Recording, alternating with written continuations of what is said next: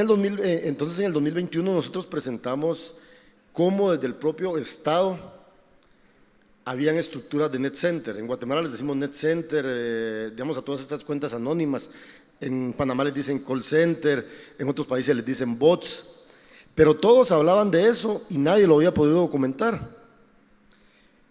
Y nosotros en el 2020 empezamos a recibir una serie de ataques y amenazas y presentamos varias denuncias a la Fiscalía de Delitos contra Periodistas, porque en Guatemala tenemos una fiscalía desde el año 2002 de delitos contra periodistas, que bueno, empezó como unidad fiscal, pero posteriormente se convirtió en fiscalía, pero resulta que esta fiscalía es prácticamente inoperante.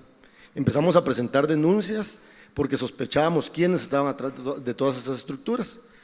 Y resulta de que no se investigó nada porque los fiscales del Ministerio Público nos indicaron de que no tenían capacidad para hacer esas investigaciones. Pues pasó el 2020, por ahí adelante está mi colega Sonny Figueroa. A él lo captura la policía ilegalmente en septiembre, el 11 de septiembre del año 2020, y producto de otros trabajos que habíamos hecho de investigación. Y hasta ahí pues seguíamos documentando todo el tema de los net center y todo, que eso se lo voy a contar un poquito más adelante.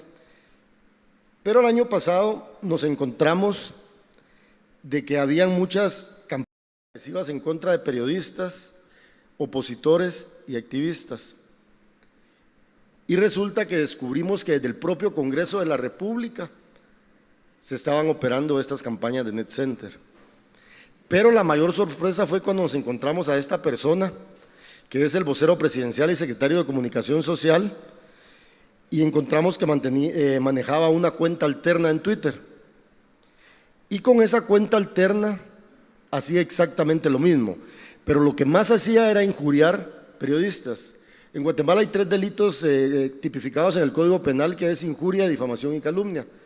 Y la injuria es cuando se le acusa falsamente de un delito a una persona a través de los medios, de medios de comunicación, redes sociales y todo. Pues esa era la especialidad de este señor.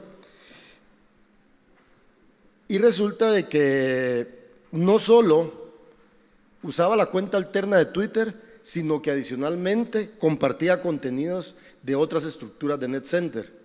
Ahí vienen unas imágenes, tal vez pasas a la siguiente diapositiva. Ahí aparece la imagen de él, Kevin López Oliva se llama, el vocero presidencial, y la cuenta que él manejaba era una cuenta que él había hecho muchos años, pero que la había dejado desactivada aparentemente, y ninguno sabía que esa cuenta le pertenecía a él hasta ese momento. Pues resulta que una fuente nos contacta a nosotros y nos dice: yo estudié con él, a él le decían de apodo el Pingüino, y yo no sé por qué razón le decían el Pingüino, pero ese era su apodo, y yo tengo capturas de pantalla, y estas son algunas de las capturas de pantalla que publicamos en la investigación. ¿Y qué pasa con este personaje también? Que es un personaje que, aparte de que es muy reacio con la prensa, no se le puede cuestionar nada. Y cuando se sacó esta investigación, lo que hizo, su cuenta era K Oliva 59. ¿Y por qué era K Oliva 59? Porque él se graduó de una promoción de un colegio que era la promoción 59. Entonces, los mismos, la siguiente por favor. Y entonces al lado derecho, digamos, al lado izquierdo sería de mi pantalla, ahí hay muchas cuentas que en la actualidad se dedican a atacar a periodistas y a criminalizar periodistas. Yo no sé si ustedes están atentos de lo que está pasando en Guatemala en la actualidad, que no quieren dejar que asuma el próximo presidente a partir del 14 de enero. Pues todas estas cuentas que están al lado derecho, la mayoría de esas cuentas son las cuentas que por lo general avisan cuando el Ministerio Público va a hacer un operativo para capturar a opositores. Y eso es lo grave de este caso. Y al lado derecho, pues hay también otras cosas que él compartía, que les daba retweet. La siguiente, por favor. Ahí, por ejemplo, hace un comentario hasta abajo que no salió ahí, pero lo fuimos a buscar, lo cuestionamos y obviamente lo que hizo fue negar que él manejaba la cuenta. Pero ese mismo día, en la tarde, la cuenta fue cerrada. La siguiente, por favor. Y ahí quiero llegar a esta parte que es sumamente importante. Si bien esta investigación la presentamos en el 2021, tiene relación una cosa con la otra. Ahí aparece el señor Polanria. Obviamente, a mí lo que me gusta, digamos, de esta parte de la era digital de hacer periodismo, de investigación, es que ahora los periodistas tenemos la libertad, ya no tenemos esa camisa de fuerza que nos ponían los medios tradicionales, que nos limitaban únicamente a hacer una entrega o 3 entregas. Ahora nosotros tenemos la libertad de hacer las entregas que consideremos necesarias para informar y para dar a conocer nuestros trabajos. Pero resulta que en esta primera parte contamos también cómo este señor panameño tenía una estructura de Net Center. Obviamente no la pongo ahí por el tiempo, pero en esa investigación, si ustedes se meten a voxpopuliwate.com, presentamos una serie de capturas de chats internos del gobierno donde él daba órdenes para atacar a periodistas. Eso está ampliamente documentado en esa primera parte. La segunda parte, por favor, la siguiente diapositiva. En esa segunda parte también contamos parte de esta estructura del panameño, pero aparece una tercera persona que es Pamela María Morán Peña. Pamela María Morán Peña es una persona que era muy conocida en redes sociales y resulta que ella era la coordinadora de esta estructura de Net Center junto al panameño. También pueden leer en Vox Populi, están todas las capturas de los chats que se intercambiaban entre ellos. Y en esta segunda parte, la relevancia también de esto es que presentamos audios, donde él, por ejemplo, le decía, cuando un periodista criticaba o cuestionaba, le decía, préndanle fuego. Hay audios en esa investigación también ahí. De esto la Fiscalía tiene absolutamente todo, porque se presentaron las denuncias correspondientes. La siguiente, por favor. Y en esa tercera parte, nuevamente presentamos capturas de pantalla, como él le dice a mucha gente de las estructuras de Net Center que les van a dar trabajo en el gobierno, pero a cambio de ello tienen que tener cuentas en Twitter, por lo menos 10 cuentas cada persona. También está documentado en esta parte. Y finalmente, la persona que aparece al lado derecho de mi pantalla, creo que es, ¿sí? Es el señor Carlos Sandoval, exsecretario de Comunicación Social y vocero de la presidencia también. Era una de las personas que daba órdenes para atacar a periodistas, opositores y a líderes sociales. Incluso a esta persona también se le publicaron chats, capturas de pantalla, audios de todo cómo operaban. Y obviamente el señor Polanria, al que se le buscó muchas veces, nunca quiso dar una declaración, siempre lo ha negado todo y la Fiscalía no ha investigado absolutamente nada. ¿Cuál es la relevancia de este caso que nos llevó hasta el vocero presidencial? Que nunca se había documentado cómo desde el propio Estado hay estructuras de desinformación y de ataques a periodistas. Y ampliamente documentado, ¿por qué? Porque hay audios, capturas de pantalla, porque las fuentes con las que nos reunimos nos dieron toda esa información y que finalmente pues logramos que este señor saliera de escena. Sigue siendo asesor del presidente Alejandro Yamatei, por supuesto, él lo ha negado siempre. Y nosotros, junto a mi colega Sonny Figueroa, tenemos un programa de televisión que se llama Somos el Combo. Y resulta que somos el combo así, porque la seguridad presidencial a nosotros nos decía el combo. Y en una conferencia de prensa un día le hicimos una pregunta al presidente, sí, ahí viene el combo, ¿verdad? Y todo esto que yo les estoy contando, el presidente está absolutamente de todo, ¿verdad? Entonces yo los invito, las invito en aras del tiempo para que ingresen a voxpopuliwate.com. Ahí está ampliamente documentado tanto el caso del vocero presidencial, y con esto voy finalizando.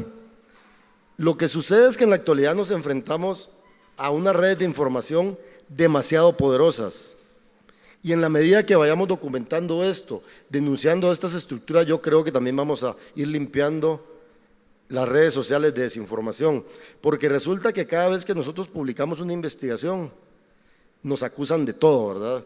De recibir dinero, de vender droga, de narcotraficantes, una cantidad de cuestiones. En la actualidad nosotros tenemos 5 denuncias penales, 2 de ellas del 2021 por la ley de violencia contra la mujer, por publicar reportajes en contra de Miguel Martínez, que es la pareja del presidente Alejandro Yamatei. La mamá y la hermana nos denunciaron. Pero paralelamente a esa denuncia es cuando todas las estructuras de Net Center entran a atacar a periodistas, hay más de 20 periodistas guatemaltecos exiliados ahorita, incluidos nosotros dos, exfiscales que han salido del país porque la persecución es muy fuerte en la actualidad. Entonces yo me quedaría por ahí. Muchas gracias. Aplauso. Muchas gracias, Marvin. ¿Siguen funcionando? ¿Siguen funcionando los net centers? ¿Y pudieron determinar algún tipo de inversión o nivel de inversión? ¿Inversión como tal del Estado? ¿Del Estado o de agencias por ahí de privadas o de publicidad? No, lo que hacen es de que del propio Estado les dan, lo que hacen es colocar a las personas en diferentes instituciones del Estado y de ahí operan, ¿verdad? Con fondos públicos. Ah, ok. Sí. Son contratados, claro. Bueno, ahora después vamos a abrir una serie de preguntas. Vamos a escuchar ahora también la tercera de las investigaciones, en este caso una investigación retrospectiva.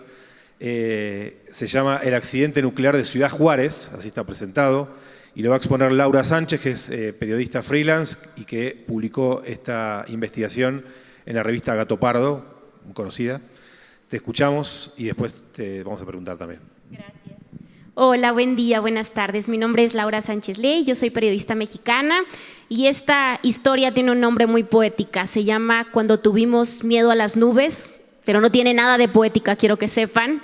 Les doy un poquito de contexto justo porque, como decía, un poco retrospectiva. Esta historia ocurre en 1983. Fue el único accidente documentado en la historia mexicana de un accidente nuclear. Imagínense lo siguiente, Ciudad Juárez, al norte de México, para los que no sean de aquí, a un doctor se le ocurre ir a comprar una máquina para tratar el cáncer que emitía radiación, se la trae ilegalmente en la cajuela de su pick-up porque no quería pagar la importación para traérsela a México, a este hospital en la frontera, de tal manera que lo mete, lo cruza, después dice no sé qué hacer, me estorba la máquina, la echa en una bodega y después dice es pura pedacería, ¿qué voy a hacer con ella? Se la voy a regalar a mis trabajadores. Los trabajadores se la llevan a algo llamado un yonque, que así se le llama en México, que es un deshuesadero, y la máquina llena de este elemento de cobalto 60 radioactivo se funde en 200 toneladas de varillas que se distribuyen en México y en Estados Unidos. Así que esta es la historia. Se manda a Estados Unidos, a las mesas de los McDonald's, y a México se construyen, pues, sí, no, ¿cuántas son exactamente? Me parece que son aproximadamente 100,000 casas en todo el país que actualmente siguen en pie. Entonces, este es el tema. ¿Por qué en desinformación y por qué nos interesaba? Cuando estábamos abordando el tema en la revista Gato Pardo, que justamente se iba a hablar de desinformación, pensamos, ¿cuál es el tema más característico, digamos, que más poder representar la desinformación? A nivel sobre todo redes sociales históricamente, pues para nosotros era el tema del accidente de cobalto 60. ¿Podemos pasar, por favor? Bueno, esto es lo que les cuento de las varillas radioactivas. En un pick-upcito como ese en el 83 nos echan toda la cantidad de radiación. La que sigue, por favor. ¿Cómo se cuenta esa historia? Pues bueno, primero, durante los primeros años evidentemente hubo muchísima desinformación. Tienen que saber que México era otro en 1983, no era lo que es hoy, con toda la desinformación que existe y la falta de información por parte del gobierno. Vivíamos en una estructura comandada por un único gobierno que llevaba 60 y tantos años en el poder, por lo tanto, solamente sabíamos pues muy pocas cosas, ¿no? Por ejemplo, sabíamos que se cruza la varilla, pero en el gobierno mexicano dijeron no hubo lastimados, nadie se contaminó, no pasó nada, recogimos todo el material y lo fuimos a enterrar al desierto.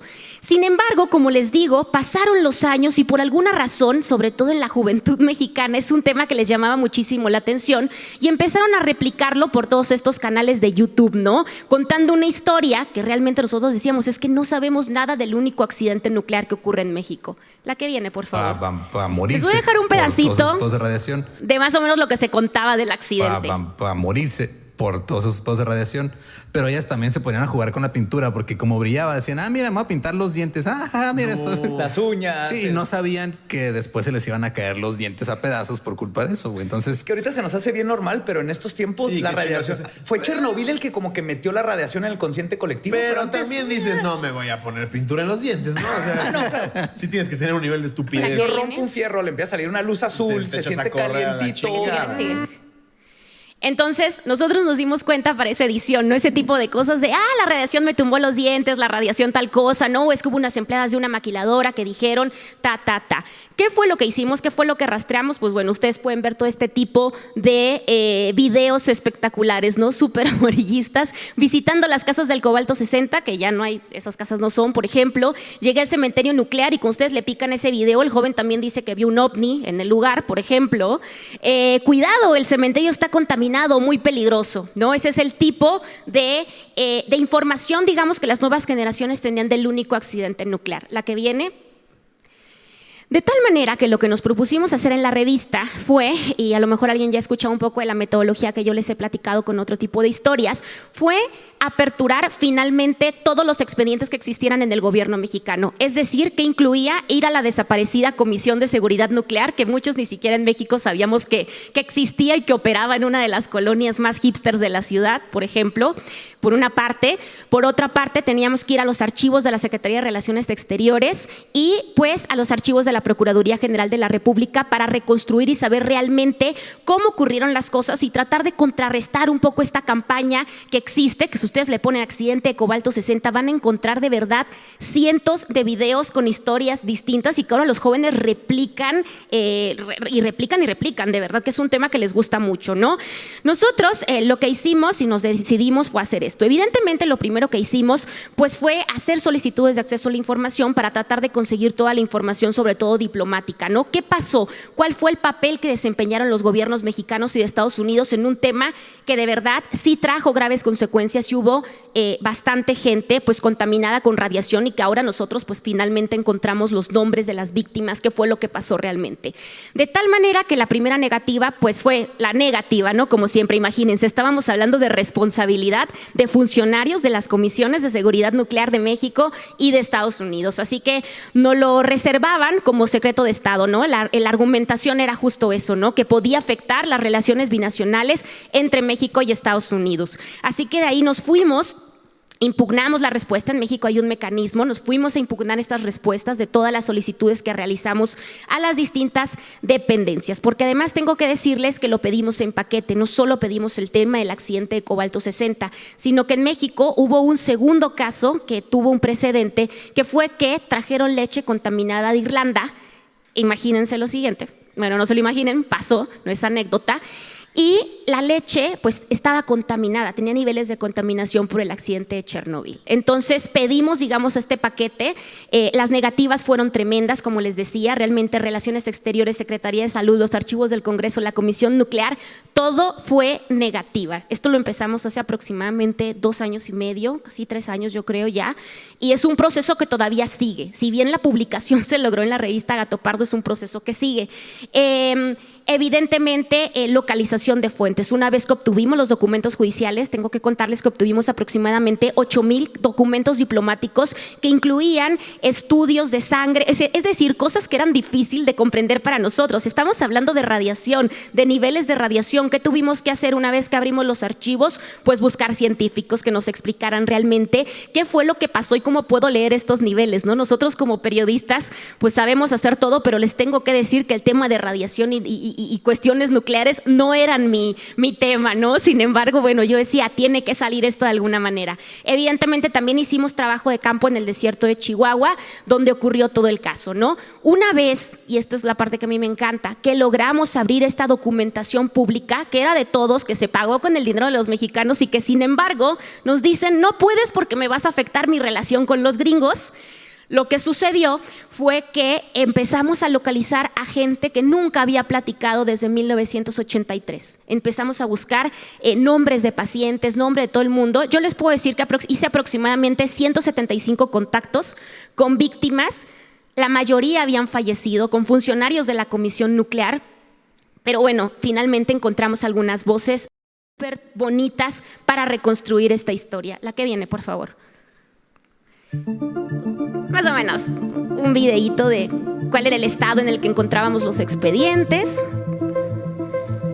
Los viejos instrumentos para medir radiación también nos los entregaron. Y pues bueno, un poco de lo que nosotros pudimos ver. No les quise poner fotos porque son demasiados, ¿no? Otra, por favor. ¿Cómo contamos el accidente? Pues bueno, ahora teníamos toda esta historia, todos estos documentos. Estábamos ante el reto también de una revista. Ojo, el periodismo de investigación también puede ir a otros formatos. La revista Gato Pardo se ha caracterizado por hacer crónicas preciosas, pero yo les decía, tenemos que transitar, ¿no? Hoy, por ejemplo, es la segunda vez que la revista Gato Pardo está en la Colpin, así que, bueno, una maravilla que podamos transitar a otros formatos. Se publicó primero en esta edición impresa, de hecho es la edición pasada a la que está actualmente. Todos conocemos el formato, es papel, ¿no? Otra más, por favor. Y bueno, un poquito de cómo se presentó la investigación. Como les decía, tiene un título muy poético para un tema tan tremendamente horrendo. Y bueno, les voy una diapositiva más. Escuchen un poquito, una de las sobrevivientes al accidente Cobalto 60.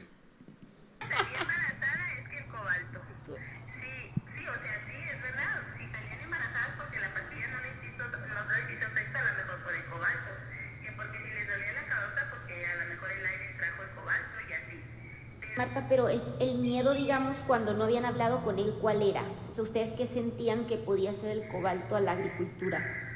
De que como no sabíamos cómo se estaba haciendo la obra, nosotros pensábamos llueve, o sea, porque nosotros pensábamos a veces, bueno, las lluvias, si el cobalto está allí, luego llueve, las nubes se forman y luego lo que sube hacia arriba de la nube camina, la nube viene y llueve. Bueno, era un terror, pensábamos que nos iba a llevar el ácido a desbaratar.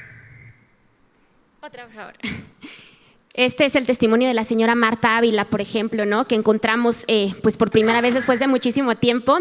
Y bueno, es interesante porque ¿qué fue lo que pasó? ¿Cuáles fueron las repercusiones finalmente? Bueno, la apertura de estos expedientes y la publicación de esto permitió muchas cosas. Porque ¿qué encontramos? Encontramos hallazgos por primera vez, como les decía, nombres. Gente que realmente había quedado con enfermedades irreversibles documentadas, pero ya documentadas en papel, sin este amarillismo y este tema espectacular, ¿no? Encontramos los nombres de las personas que fueron omisas, de las personas que decidieron, a pesar de que la varilla estaba contaminada, pues seguir con la construcción de estas casas para no afectar a desarrolladores inmobiliarios. Hoy les puedo decir que cuando tuvimos el archivo en nuestras manos, pues nos dimos cuenta de muchas cosas, ¿no? Por ejemplo, que si bien en ese momento, pues sí causó efectos que fueron terribles para la salud de muchas personas, pues después de 5 años el cobalto 60 dejó de tener, digamos, efecto, ¿no? Fuimos con científicos de la UNAM, llevamos la documentación, revisaron con nosotros esta documentación, estos expedientes para poder hacer esta publicación y pues bueno, encontramos que en su momento los efectos fueron devastadores. Yo les voy a decir un ejemplo. Nosotros recibimos 0.01 con una radiografía, ellos recibieron hasta 300, esos son como los niveles que los trabajadores recibieron. Encontramos bastantes testimonios de personas que enfermaron de cáncer, que fallecieron, que actualmente siguen padeciendo esterilidad total en muchos de estos trabajadores, pues que deshicieron y fundieron las varillas. Entonces, me parece importante también a través de la apertura de estos archivos, la reconstrucción de temas que pues están ahí, ¿no? Que están en el imaginario de todos los ciudadanos y que se reproducen sobre todo en las redes sociales, como comentaba el colega, y que bueno, ¿no? También es una responsabilidad del periodismo tratar de rescatarlo y contarlo de esta manera, ¿no? Al menos es como yo me lo tomo. Y pues nada, muchísimas gracias, les agradezco mucho y pues nada, gran día.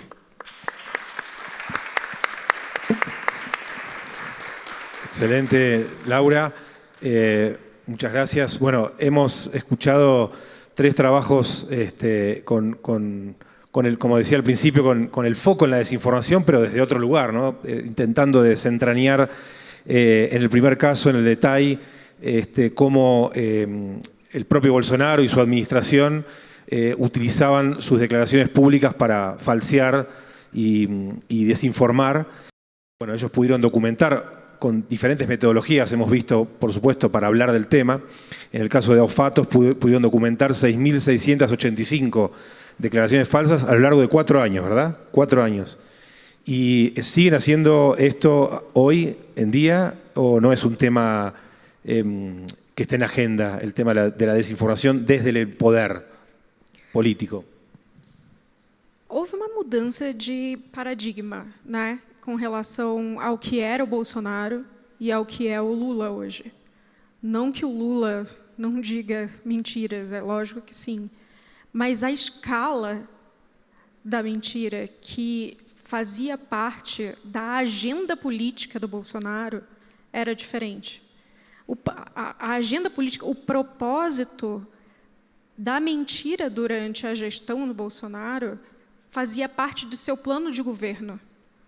Ela servia, seja para motivar a militância a apoiá-lo a partir de temas divisivos, mas também para ocultar, de certa forma, mudar de assunto, fazer mudar de assunto determinadas notícias que poderiam parecer inconvenientes para ele.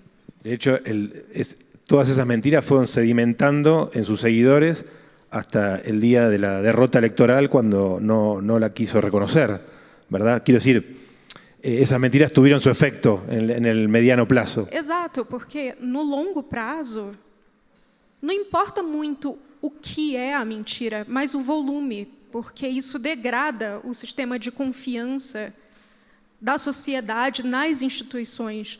E o objetivo dele era efetivamente esse, que as instituições, que a sociedade perdesse a confiança nas instituições, porque não seria possível acreditar que elas possam produzir verdades factuais. Ou seja, que haja um laço de realidade conjunto, porque a sociedade está partida ao meio.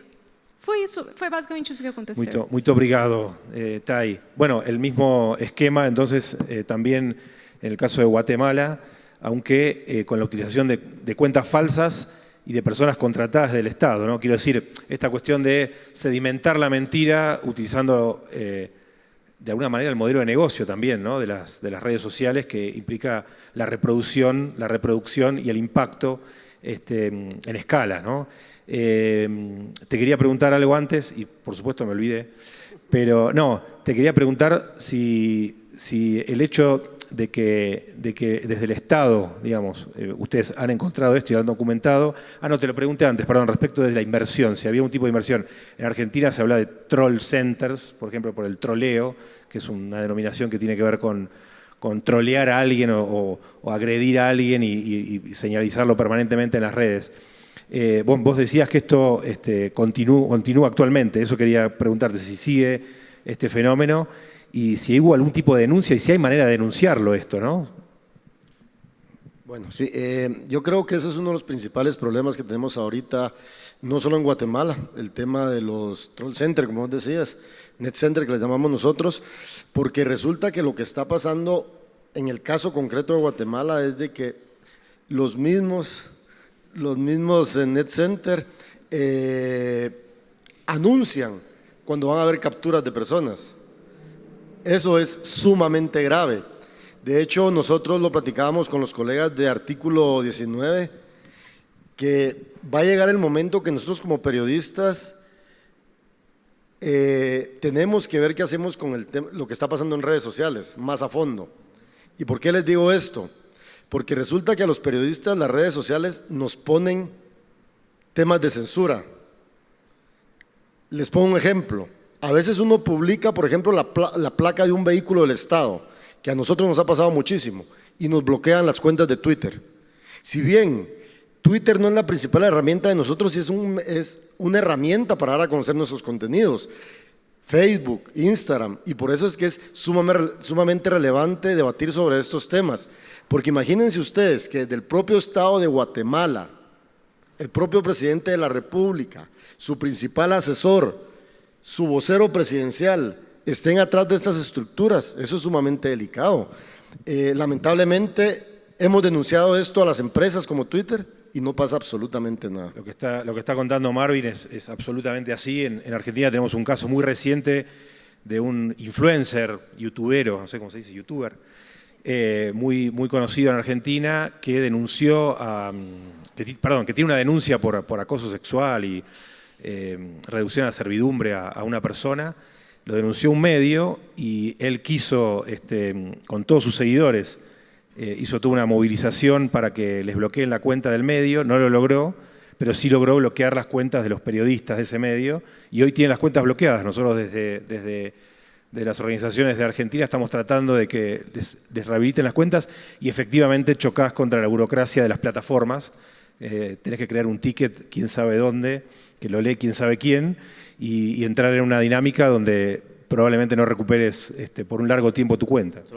Creo que es una dinámica de debate que tenemos que enfrentar en los próximos años, porque para nosotros sí es sumamente grave que estas estructuras funcionen con total impunidad, pues. Y el Ministerio Público, la Fiscalía de Periodistas, en el caso de Guatemala, tenemos información que desde la propia Fiscalía hay estructuras de este tipo, ¿verdad? Imagínense, ¿qué va a investigar la Fiscalía de Periodistas? Si al final de cuentas ellos mismos alimentan, nosotros les llamamos estructuras criminales, porque al final eso es lo que son estructuras criminales, porque esas mismas estructuras criminales te inventan delitos y el Ministerio Público te persigue después por eso. Eso es lo delicado también. Vimos tres formatos, tres metodologías de trabajo súper interesantes que abordan la cuestión de la desinformación, y en el caso de Laura, bueno, no sé, te quería preguntar por la metodología de exposición del caso, ¿no? Vos mostraste que obviamente que era una publicación escrita y eso requiere un formato y una forma de contar la historia, pero pensaron en traducirlo también en un formato multimedia, audiovisual, porque hay mucho contenido muy rico, ¿no? De la misma manera que ustedes detectaron que en YouTube circulaban estos videos, estos explainers o estas fantasías que había en torno a la contaminación. Sí, de hecho, justo es lo que platicábamos en la mañana, ¿no? ¿Cómo hacemos para migrar también a otro tipo de formatos? Por ejemplo, les cuento un poco, este tema de Cobalto 60, pues nosotros decíamos, tenemos muchísima información, es muy rico, tenemos muchas entrevistas, hay mucho tema pues muy relevante, ¿no? Entonces, lo que empezamos a hacer a través del proyecto que yo tengo un proyecto que se llama Archivero, que justamente lo que hace es desclasifica documentos clasificados, vamos a poner el tema que no sea legal, como secretos de Estado para poder hacer estas reconstrucciones a través del periodismo. Pues lo que hemos hecho es acercarnos, por ejemplo, a las compañías de podcast, ¿no?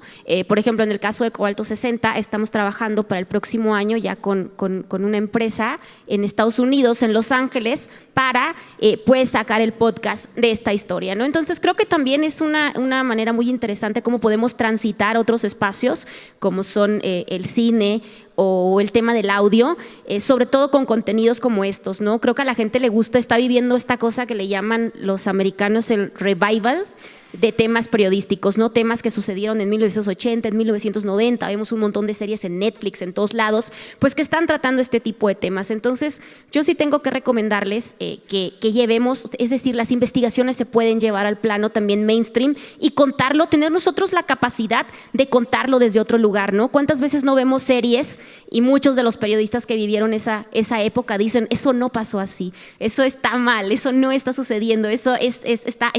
Entonces, creo que es una oportunidad también para nosotros venir, revisar otra vez estos expedientes, estos documentos, estos testimonios, para poder contribuir desde otro lugar también al plano súper mediatizado que se está viviendo a través de las plataformas. Excelente, Laura, muy buena recomendación. Bueno, creo que hay tiempo para si hay alguna pregunta, un comentario de la audiencia. Puede ser en portugués, en castellano. ¿Tenemos micrófono o no? A ver, ahí viene. Ahí llega el micrófono. Vayan pensando preguntas, ayúdenme, vamos. Este es el panel más complicado después del almuerzo. Adelante. Hola, ¿qué tal? Bueno, yo tengo una pregunta sobre el caso de Bolsonaro. Quisiera saber si hacemos una comparativa entre Trump y Bolsonaro, ¿a qué podríamos atribuirle el éxito de Trump en la contienda actual? Que a mi parecer parece que no lo ha debilitado en nada, incluso los juicios que ha tenido, y la derrota de Bolsonaro contra Lula. O sea, ¿a qué podríamos atribuirle este éxito de Trump si estructuralmente ambos estaban haciendo casi lo mismo?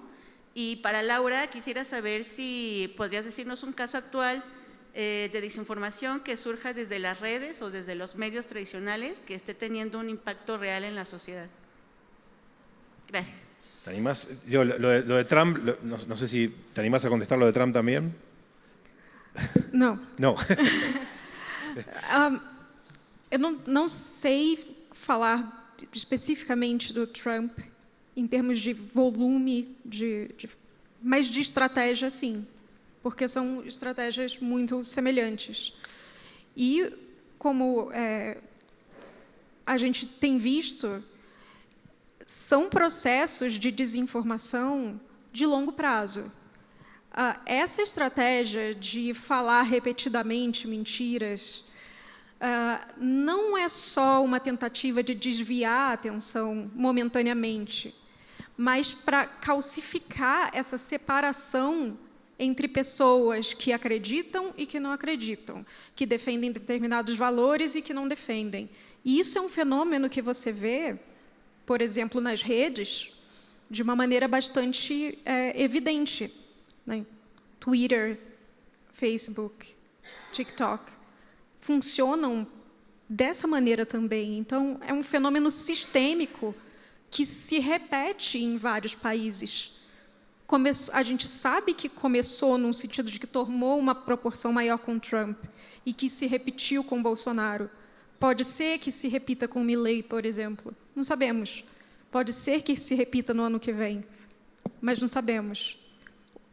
Eu acho, defendendo o que o colega disse, é que existem processos de governança em redes sociais, em plataformas digitais, que poderiam ajudar a dar conta de entender esses fenômenos de desinformação e como as pessoas se informam a partir das plataformas. E nós não temos, e cada vez menos, na verdade. Y especialmente si, además, digo, porque está la dinámica producida por los seguidores, por los fanáticos, por los, ¿no? Pero además hay inversiones económicas, muchas veces hay contenido patrocinado en esas redes sociales que termina generando mayor impacto. Te preguntaban, sí. Bueno, en México evidentemente tenemos el caso de la conferencia del presidente, ¿no? Andrés Manuel López Obrador, la mañanera. Para quien no es de acá, pues nuestro presidente todos los días se levanta. Yo les digo que yo no sé si se hace extracción de sangre en la noche y se la pone en la mañana para tener tanta energía. Da una conferencia todas las mañanas, ¿no? Ya hay unidades incluso de algunos periódicos, de algunos medios digitales especializados solamente, pues, justo en analizar el discurso, ¿no? Porque verdaderamente se dicen muchísimas incoherencias, esa es la realidad, sin politizar nada. No creo que otro caso interesante en México que está sucediendo es el tema de las elecciones, ¿no? Tenemos, por ejemplo, han surgido ahora, sobre todo con el tema de la inteligencia artificial, que estoy segura que es un panel más y podríamos extendernos muchísimo, pues tenemos el tema, ¿no? Tenemos, por el secretario de Relaciones Exteriores que no quería cuadrarse con la candidata, alterando la voz, también tuvimos al presidente del partido, bueno, entonces sí, los medios justo estuvieron en eso, ¿no? Tratando de analizar 2 días seguidos si realmente era la voz de estos funcionarios. Entonces creo que es un tema que va a estar en tendencia, que ya está en tendencia, el tema de la inteligencia artificial y estar fact-chequeando inteligencia artificial todo el tiempo. Yo, la verdad, cuando salió la foto del Papa con una chamarra así súper cool que se veía como rapero, yo te juro que pensé que era el Papa. O sea, y ese creo que va a ser el problema y la tendencia. Excelente, Laura. Bueno, ahí tenemos tiempo, si hay alguna pregunta más, vamos. Acá adelante. Gracias a los que llegaron temprano, a los que llegaron tarde también.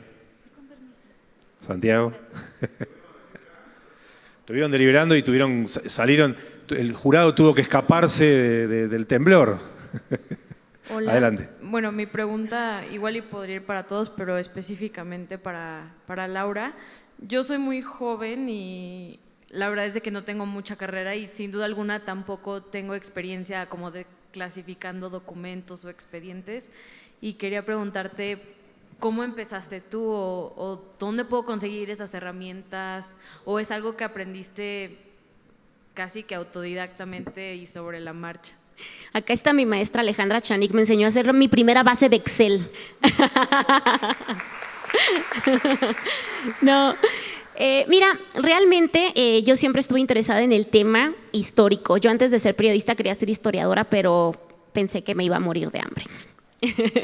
Entonces, pues fue una parte que a mí me interesa mucho, ¿no? El tema del periodismo desde la recuperación, desde la memoria histórica, ¿no? Hacer como un combo con los historiadores, aunque a veces se pelean con nosotros. La realidad es que, bueno, yo empecé justo así. Yo entendí, y de verdad lo digo, aquí está Lechanik, mi primera solicitud de información la hice en un trabajo con ella. Yo no sabía utilizar ni siquiera la plataforma de acceso a la información. Y bueno, ahí aprendí, ¿no? Realmente a través de la plataforma, fue mi herramienta, pero sobre todo por mi amor por los temas históricos, ¿no? Entonces, realmente creo que ahí empieza y empiezo a trabajar mucho. Yo es algo que les recomiendo, ¿no? Yo creo que en cualquier área del periodismo, sobre todo en el tema de la apertura de archivos judiciales o archivos históricos, hay que trabajar con abogados, abogadas. Yo la verdad es que agarraba y les decía a las abogadas que trabajaban conmigo, a mi hermana, quien sea que es abogada, bueno, ayúdame con la terminología para solicitar estos expedientes, ¿no? Creo que ahora una de las cosas que más me ha ayudado justamente es esa, ¿no? Como qué partes seleccionar, qué partes pedir. Si quieres al final podemos platicar, pero bueno, la redacción también es una cosa tremenda, ¿no? Ya tenemos machotes incluso, como decimos en México, para hacer estas solicitudes. Si quieres te cuento al final. ¿Alguna sugerencia que le vamos a hacer acá a la joven? Gracias por la pregunta. ¿Alguna sugerencia? ¿Cómo arrancar? ¿Cómo empezar? Hace poco, dale, Marvi. No, es que hay muchas cosas que uno puede hacer. Lo que pasa es que los que ya tenemos más de 15 años de estar en esto del periodismo de investigación, pues obviamente utilizamos muchas formas, ¿verdad? Pero yo creo que tiene que ver, yo creo que el periodismo tiene algo fundamental que es la pasión con la que uno lo haga, ¿verdad? El compromiso que uno tenga con lo que está haciendo. Entonces, yo creo que eso es lo que podría recomendar, porque recomendar herramientas, pues hay muchísimas, pero yo eso es lo que recomiendo, hacer el trabajo con pasión todos los días. Y venir siempre a Colping. Y venir siempre a Colping. Eso. Bueno, ¿está ahí alguna sugerencia? Y vamos cerrando. Perfecto. Bueno, vamos a hacer una cosa. Hacemos un minuto de cierre.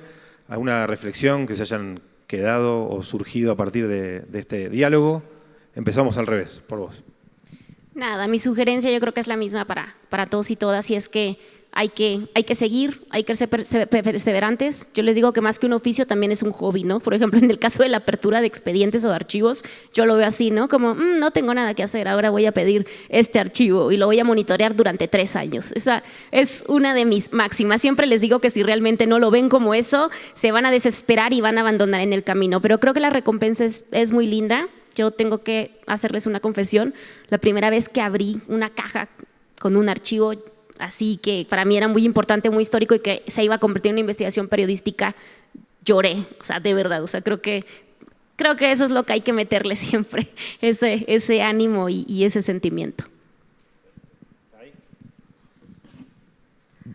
Não tenho muito a dizer, a não ser com relação à desinformação mesmo. A gente sabe que ano que vem vai ser um ano grande no México, vai ser um ano grande nos Estados Unidos, com eleições.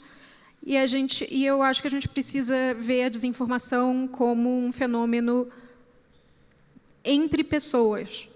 A gente precisa começar a entender de maneira um pouco mais consistente o que faz as pessoas acreditarem em desinformação em larga escala e por que estamos tão divididos como sociedade. A gente pensa muito em plataformas, a gente pensa muito em campanhas de massa, a gente pensa muito na estratégia política por trás disso, mas a gente pensa pouco em pessoas. E as pessoas, o processo de entendimento da desinformação das pessoas varia muito. E, às vezes, o peso não é tão grande quanto a gente pensa que é. Partir disso pode nos ajudar a sair desse problema, eu acho, talvez. Genial, está ahí. Amigo. Pues bueno, agradecerle a los organizadores por la invitación nuevamente y yo sí los invito a que lean los trabajos, es un buen ejercicio leer los trabajos de los colegas que vienen a participar, porque no solo le da herramientas a uno, sino que también le hable la perspectiva hacia otros temas que uno podría investigar, incluso ampliarlos. Estamos ante los momentos donde más información circula, donde la humanidad tiene más información, porque podemos acceder a cualquier tipo de información desde estos aparatitos, ¿verdad? Pero también tenemos que ser responsables con el uso que le demos, ¿verdad? ¿Y por qué tenemos que ser responsables? Porque se los digo yo que soy víctima junto a mi colega Sonny Figueroa y seguramente muchos y muchas de las que están aquí son atacados constantemente en redes sociales. ¿Y qué es lo que se busca con eso? Tratar de minar nuestra credibilidad, que perdamos credibilidad como periodistas. ¿Por qué? porque obviamente somos incómodos ante el poder. Y mi recomendación siempre es, incluso a mis mismos colegas, ¿verdad? Con esto no estoy diciendo que uno tiene que aplicar censura ni autocensura, porque no es eso, porque mal haría uno con decir que uno tiene que censurar, porque no es eso. Pero uno tiene que ser cuidadoso con todo lo que publica en redes sociales y ser responsable. ¿Por qué? Porque lo que está sucediendo también es que incluso hay colegas que diseminan desinformación y eso es sumamente grave. ¿Qué sucede también? Los grupos de poder, políticos, empresarios, narcotraficantes, lo que se entienda, como tienen tanto acceso a la información, ¿qué hacen ahora cuando uno publica una investigación? Empiezan a regar con todas estas estructuras criminales para que la información de uno se quede un poquito más abajo, ¿verdad? Y ahí es donde nosotros tenemos que seguir cumpliendo nuestro papel como periodistas. Por eso es que somos tan importantes en la sociedad y seguirnos preparando, pues, y aprender de los que más saben siempre, ¿verdad? Excelente. Yo les cuento un pequeño dato. Yo trabajo para la Asociación de Medios de Argentina y recientemente nos invitaron de la OCDE, que es la Organización Global para la Cooperación y el Desarrollo, a una conferencia en París donde se habló del tema de desinformación, fue uno de los ejes centrales. O sea que hay una preocupación de los estados, más a nivel europeo, porque tiene que ver también por cómo se toman se vinculan con el tema del uso y la protección de datos, pero lo están tomando como un fenómeno de suma importancia y de suma preocupación para los estados y cómo está afectando esto a las economías, a los vínculos y a los vínculos comerciales y a los vínculos diplomáticos entre los países. Quiero decir que es un fenómeno global súper importante que también Colpin se ocupe de este tema y que, bueno, les agradezco mucho por el tiempo, por acompañarnos. Vean en su programita acá, del otro lado, en el QR cómo sigue, así eligen la próxima sala. Muchísimas gracias, Tai, Marvin, Laura. Gracias a ustedes.